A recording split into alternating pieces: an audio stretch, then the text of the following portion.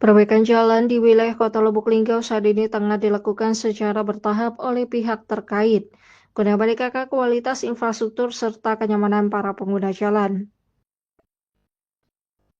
Salah satu titik yang sedang dikerjakan berada di ruas jalan tepat di depan eks Rumah Sakit Dr. Sobirin Kota Lubuk Linggau.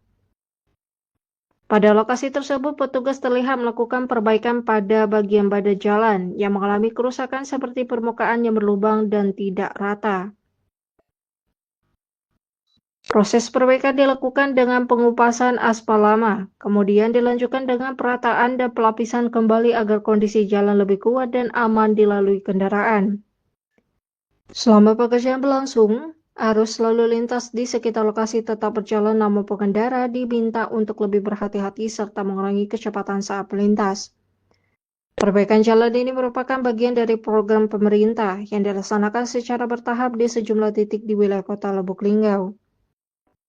Dengan adanya perbaikan tersebut diharapkan kondisi jalan menjadi lebih baik sehingga dapat mendukung kelancaran mobilitas masyarakat serta mengurangi potensi kecelakaan lalu lintas terutama menghadapi Hari Raya Idul Fitri.